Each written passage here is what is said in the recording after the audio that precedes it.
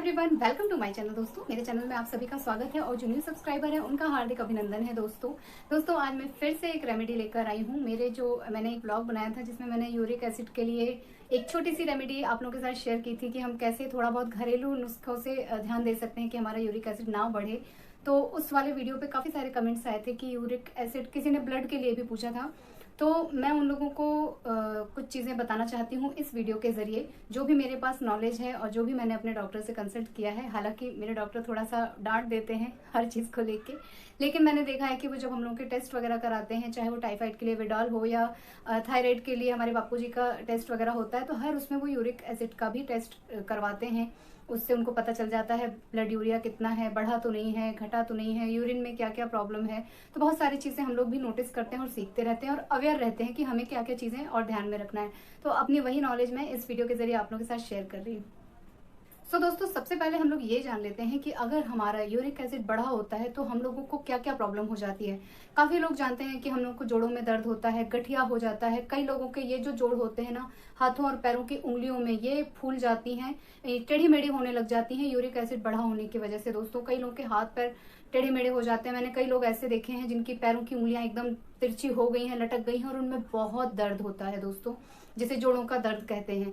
गठिया एक अलग चीज है और जोड़ों का ये जो यहाँ पर एसिड जमा हो जाता है, यूरिया ज्यादा जमा हो जाता है, उसकी वजह से बहुत ज्यादा प्रॉब्लम होती है। कोहनियों में हो जाता है, शोल्डर्स में हो जाता है, घुटनों में हो जाता है। जितने भी हमारे जोड़ हैं, हड्डियों की जितनी भी गांठें हैं, उन सब में बहुत दर्द होता है, सूजन होती है और किडनी इफेक्टेड हो जाती है दोस्तों, लिवर प्रभावित होता है, हम लोगों का हार्ट प्रभावित होता है। तो एक यूरिक एसिड बढ़ जाने से बहुत सारी प्रॉब्लम्स होती हैं। स्टोन भी बनता है कई लोगों को दोस्तों। जो स्टोन की प्रॉब्लम होती है वो केवल कैल्शियम की वजह से नहीं, यूरिक एसिड बढ़ जाने की वजह से भी होती है। जिन लोगों की ये सारी प्रॉब्लम है या जिनको लगता है कि यूरिक एसिड उनको परेशानी हो रही है यूरिक एसिड बढ़ने की वजह से, या वो बचना चाहते हैं कि उनको कभी भी इस तरह की कोई प्रॉब्लम ना हो, तो सबसे पहले जंक फूड खाना छोड़ना होगा दोस्तों। और खटाई, किसी भी तरह की खटाई नहीं लेना है। मैं आप लोगों को एक बात बता दूं कि हर तरह के वैद्य हैं, डॉक्टर हैं, वो अपने अपने तरह की रेमेडी करते हैं। कोई कहेगा कि नहीं, आप नींबू पानी पीजिए, आपको बहुत आराम मिलेगा। कोई कहेगा आप टमाटर और खीरा खाइए, आपको बहुत आराम मिलेगा। कोई कहेगा किसी भी तरह की खटाई बिल्कुल नहीं लेना है, ऑयल बिल्कुल नहीं लेना है, चटपटी चीजें एकदम भूल जाओ, जंक फूड एकदम भूल जाओ, और केक वगैरह भी नहीं खाने देते हैं, बिस्किट वगैरह भी नहीं खाने देते हैं। बहुत सारे परहेज बताते हैं दोस्तों। तो उसके अलग अलग रीजन होते हैं। अगर आपकी बॉडी में बहुत ज्यादा यूरिक एसिड है जो आपके यूरिन के थ्रू नहीं बाहर निकल रहा है, आपकी किडनी उसे फिल्टर करके बाहर नहीं निकाल पा रही है और वो बॉडी में जमा हो रहा है, तो फिर आपको ये नींबू वीबू का रस कोई काम नहीं आने वाला है। इनफैक्ट आपको तो खटाई खाना एकदम छोड़ना चाहिए। आपको जंक फूड बिल्कुल नहीं खाना है। और आपको अगर इन सब चीज़ों से जल्दी निजात पानी है, आपको उसका लेवल एकदम ठीक करना है, तो आपको ओमेगा 3 जैसे कि अखरोट हुआ, बीन्स हुई और अलसी है। अलसी में बहुत ज्यादा होता है, तो आपको अलसी जो होती है ना, वो तो कई चीजों में फायदा करती है दोस्तों। ओमेगा 3 उसमें भरा हुआ होता है। अगर आप अखरोट नहीं खा सकते हैं, सुबह मॉर्निंग में 2 अखरोट खाने होते हैं, अगर आप नहीं खा सकते हैं तो आप अलसी ले आइए। अलसी को हल्का सा गर्म करके पीस के उसका पाउडर बना के रख लीजिए और 1 चम्मच आप रोज पानी के साथ ले लीजिए। आपके यूरिक एसिड के लेवल में बहुत ज्यादा आपको अंतर नजर आएगा दोस्तों। तो बहुत सारी रेमेडीज हैं। हर डॉक्टर आपको अपनी तरह से सलाह देता है, क्योंकि टेस्ट के बाद ही पता चलता है कि आपके बॉडी में यूरिक एसिड की क्या क्या प्रॉब्लम्स हो रही हैं। मुझे यूरिक एसिड बढ़ता है तो मुझे दूसरी समस्याएं होती हैं। मुझे डॉक्टर ने एकदम खटाई टोटली मना करके रखी हुई है। खटाई तो मुझे किसी भी सूरत में नहीं खाना है। इनफैक्ट आंवले की खटाई मैं कभी कभी ले लेती हूँ, लेकिन मुझे उससे भी प्रॉब्लम हो जाती है।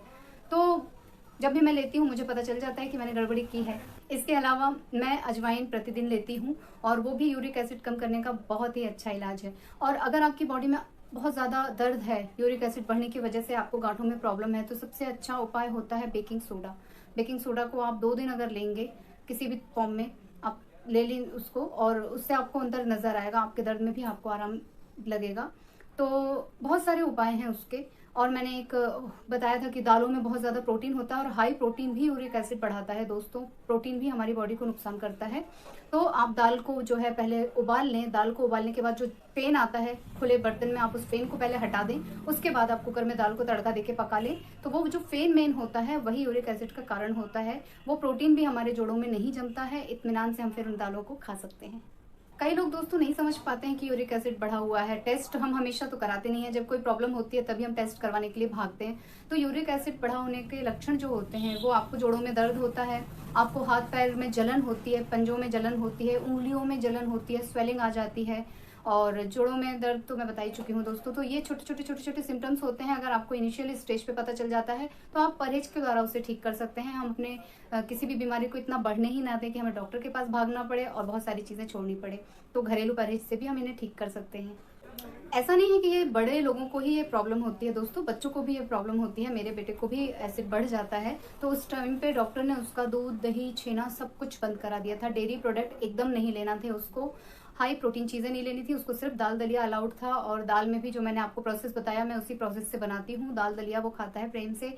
सब्जियों में बहुत सारी सब्जियां उसे मना है, तो लौकी खा लेता है और बैगन वगैरह सभी चीज़ें ऑलमोस्ट उसे मना है, मुझे भी मना है। तो हम लोग काफ़ी सारी चीज़ें तो वैसे ही परहेज के चक्कर में नहीं खाते हैं। खीरा उसे एकदम मना है दोस्तों, टमाटर एकदम मना है। तो बहुत सारी चीज़ें केवल यूरिक एसिड की वजह से उसे मना है। और हम सभी लोगों को कभी ना कभी ऊपर नीचे होता रहता है। सो हम अपने खान पान से उससे मैनेज करते रहते हैं दोस्तों। एप्पल इसके लिए बहुत अच्छा साधन है। अगर आप कोई फ्रूट नहीं खा सकते हैं, संतरा नहीं खा सकते हैं, अंगूर भी खट्टे होते हैं वो भी नहीं खा सकते हैं, तो आप जो है सेब खाइए। सेब में बिल्कुल भी यूरिक एसिड वाले ऐसे कोई तत्व नहीं होते हैं जो उसे बढ़ने में जो है सहायता करें, बल्कि उसे डाइल्यूट करने की एक क्षमता बढ़ाता है एप्पल। तो एप्पल आप ले सकते हैं। जो भी ऐसे मरीज हैं जिन लोगों को गठिया वगैरह की प्रॉब्लम है वो एप्पल जरूर लें, अखरोट जरूर लें और अलसी जरूर लें। बीन्स ले सकते हैं दोस्तों, बीन्स जरूर खाना चाहिए। हाई फाइबर फूड खाना चाहिए, दलिया हो गया, और कम प्रोटीन वाली दालें जो हैं वो लीजिए। अगर मूंग की दाल में सबसे ज्यादा हाई प्रोटीन पाया जाता है दोस्तों, तो जिन लोगों को इस तरह की प्रॉब्लम होती है वो मूंग की दाल भी जरा सी भी खाते हैं तो उनकी प्रॉब्लम बढ़ जाती है।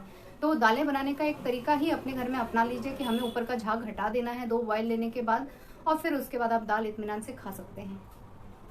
और जंक फूड तो अवॉइड करने को हर उसमें रोग में बोला जाता है दोस्तों, चाहे आपको थायराइड हो, चाहे टाइफाइड हो, चाहे कुछ भी हो, आपको जंक फूड से तो दूर रहना चाहिए। जो खमीर उठा के लोग बनाते हैं ना, नान बनाते हैं उसमें भी हम खमीर उठाते हैं दोस्तों, या हम केक बनाते हैं, पिज्ज़ा बनाते हैं, तो हमें हर चीज़ में खमीर उठाने के लिए किसी एक्टिवेटर की ज़रूरत पड़ती है, खटाई की ज़रूरत पड़ती है। तो उससे बिल्कुल परहेज करना है। जो लोग इससे बहुत ज़्यादा तकलीफ में हैं उन्हें तो ज़रूर परहेज करना है, और जिन लोगों को थोड़ा बहुत कभी कभी घटता बढ़ता है तो वो कभी कभार खा सकते हैं, ऐसा नहीं है। कम मात्रा में कोई भी चीज़ नुकसान नहीं करती है। तो जो भी मेरा एक्सपीरियंस है मैंने इस वीडियो में आप लोगों को बता दिया, और आसपास जो भी नॉइज़ आ रही है उसके लिए तो मैं हमेशा की तरह आप लोगों से माफ़ी मांग रही हूँ। और अगर आप लोगों का कोई कन्फ्यूज़न और बढ़ गया हो, आप लोगों को और कोई मन में सवाल आ रहा हो, तो आप कमेंट करके पूछ लीजिएगा। मेरे पास वैसे जितनी जानकारी थी और मैं घर में जो चीज़ें अपनाती हूँ वो आप लोगों को मैंने बता दी है। यूरिक एसिड से मुझे बहुत ज़्यादा जोड़ों में ऐसी कोई प्रॉब्लम नहीं थी, लेकिन मैंने बताया है अपने प्रीवियस वीडियोस में कि मुझे यहाँ पर एक गांठ बन जाती है और वो बहुत पेनफुल होती है। मैं उस वक्त इस हाथ से कुछ भी नहीं कर पाती हूँ, फिर मुझे इसकी सिकाई करनी होती है और वो पट्टी वगैरह बांध के 2-3 दिन रखना होती है। सो डॉक्टर ने भी उसका चेकअप करके कह दिया कि इसका कोई इलाज नहीं है। खान पान में आप खटाई बिल्कुल मत खाइए, परहेज से रहिए, और जब ये दर्द हो तो इसकी सिकाई कीजिए। तो तरह तरह के रोग हैं दोस्तों, बस छोटी सी अवेयरनेस चाहिए उनसे दूर रहने के लिए और उनसे बचने के लिए। और बहुत सारे वीडियो हैं, मैं क्या कहूँ, मैंने जब से बाबा रामदेव का नाम सुना है वो तो बहुत ज़्यादा अवेयर कराते हैं। हालांकि इतने रोगों से तो मैं भी परिचित नहीं थी, अब जब हो रहे हैं तो समझ में आ रहा है कि क्या क्या चीज़ें होती हैं। और जब प्रॉब्लम होती है तो घर में सभी बड़े लोगों से जल्दी जल्दी कंसल्ट किया जाता है। मेरे पास जो आयुर्वेद की किताबें हैं मैं उसमें ढूंढती हूँ कि कोई नुस्खा मिल जाए, और बड़े बुजुर्गों से कुछ रेमेडी वगैरह मिल जाती है तो बस कर लेती हूँ। और बहुत ज़्यादा हार जाती हूँ तो अपने आयुर्वेदिक डॉक्टर के पास जाती हूँ, वो थोड़ा बहुत डांटते हैं और फिर रेमेडी बता देते हैं, और रेमेडी से ज़्यादा वो मुझे सिर्फ और सिर्फ परहेज कराते हैं। इसलिए मैं भी अपने हर वीडियो में, हर रेमेडी में आप लोगों को भी सबसे ज़्यादा परहेज करने के लिए बोलती हूँ, क्योंकि दवाइयों से बेहतर मैं तो समझती हूँ कि परहेज कर लो और घरेलू नुस्खे आजमा लो, बस इतना बहुत है। आप रोग मुक्त रहो, भले चंगे रहो, आपका दिन ठीक ठाक गुजरना चाहिए, दर्द में नहीं होना चाहिए, उससे ज़्यादा आपको क्या चाहिए। दोस्तों हमेशा की तरह क्या खाना है क्या नहीं खाना है वो सभी चीज़ें मैं डिस्क्रिप्शन बॉक्स में ज़रूर डाल दूंगी, ताकि आप लोगों को बिल्कुल कहीं कोई कन्फ्यूज़न ना हो। मैं पूरी कोशिश करूंगी, और फिर भी आपको कोई कन्फ्यूज़न होता है तो आप कमेंट करके पूछ लीजिएगा। तो दोस्तों कैसी लगी मेरी आज की वीडियो, आज की रेमेडी, प्लीज़ कमेंट करके ज़रूर बताइएगा। और कुछ लोगों ने मुझसे सिर दर्द वगैरह के बारे में भी पूछा है, तो मैं उन लोगों के लिए भी बना दूंगी वीडियो। और जो भी मेरे पास नॉलेज है मैं इसी तरह आप लोगों के साथ शेयर करती रहूंगी। आप लोग बस कमेंट करके अपने सवाल पूछते रहिए, ढेर सारा आशीर्वाद दीजिए, ताकि मैं भी स्वस्थ रहूं, आप लोग भी स्वस्थ रहें, और हम लोग बस इसी तरह एक दूसरे के साथ अपनी बातें शेयर करते रहें। प्लीज़ मेरे चैनल को सब्सक्राइब कीजिएगा, वीडियोस को लाइक कीजिएगा, और कमेंट करके ज़रूर बताइएगा कि कैसी लगी मेरी वीडियो। मिलती हूँ नेक्स्ट वीडियो में, तब तक के लिए take care, tata bye bye, good night.